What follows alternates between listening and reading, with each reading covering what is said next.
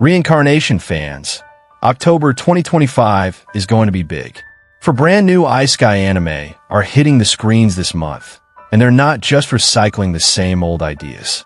These shows bring fresh settings, unexpected twists, and characters who don't play by the usual reincarnation rules. Whether you love overpowered leads, dark gothic drama, or chill slice-of-life vibes, there's something for you in this lineup.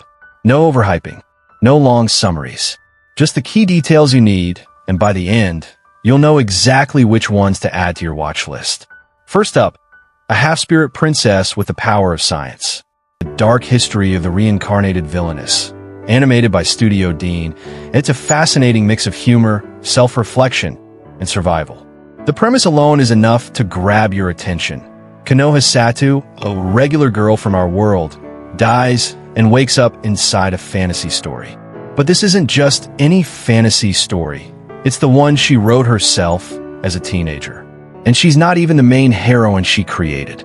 Instead, she's been reincarnated as Iana Magnolia, the story's main villainess. That's where the fun and the pain begins. As Iana, she remembers every tragic event she wrote for this world. All the deaths, betrayals, and heartbreaking plot twists her teenage self thought were deep. The main heroine? That's her sister in this life. The villains? Most of them were designed to be irredeemably awful. The world? It's dark, gothic, and filled with the kind of over-the-top drama only a 15-year-old author could imagine. Now Iana has to live through it. Her mission? Change the story. Rewrite those tragedies.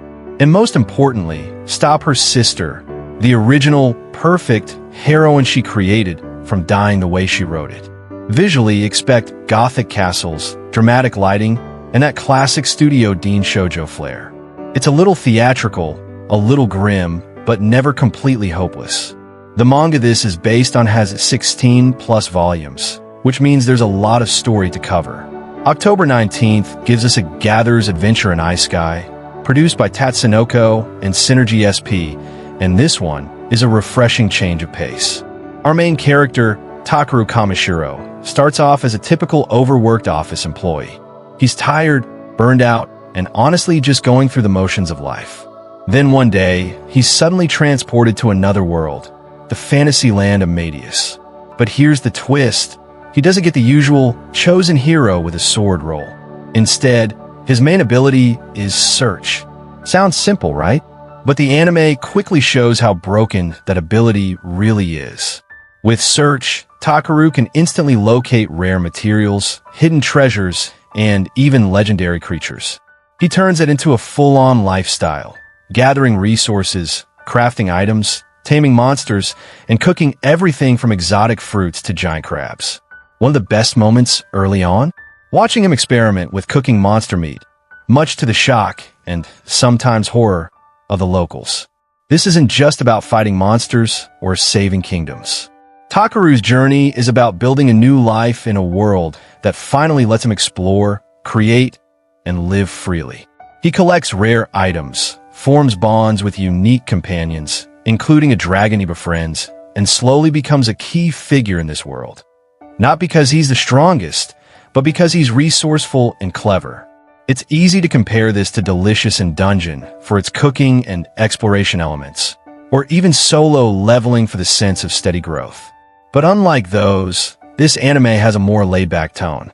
It's not just action and danger. It's about enjoying the journey, seeing new places, trying new things, and making unlikely friends along the way.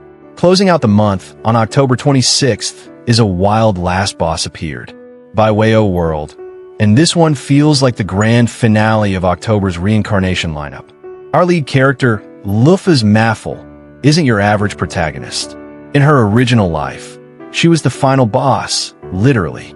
She ruled as the Blackwing Tyrant, the most feared character in an MMO game. But everything changed after her defeat in a massive player event. Now, 2 centuries later, she wakes up in the world of Xgate again. Only this time, it's not a game. It's real. The opening episodes set a powerful tone. Kingdoms that once feared her are now ruins. Her allies have disappeared or turned into legends, and the balance of power has shifted in ways she never expected. What does Lufa's do? She sets out on a journey, to explore this new version of the world, reclaim her throne, and face the consequences of her past. What makes this anime stand out is how it blends epic fantasy with deeply personal storytelling. Yes, Luffy is overpowered. She was designed to be unbeatable. But now, her battles aren't just about showing her strength. They're about coming to terms with what she left behind. It's as much about legacy and redemption as it is about conquest. If you've seen Overlord, you'll recognize the powerful ruler in a game-like world set up, but a wild last boss appeared. Goes in a more emotional direction. Luffy isn't just cold and calculating. She wrestles with guilt, loneliness, and the weight of being remembered only as a monster. That makes her a much more layered and human character than you might expect from a final boss.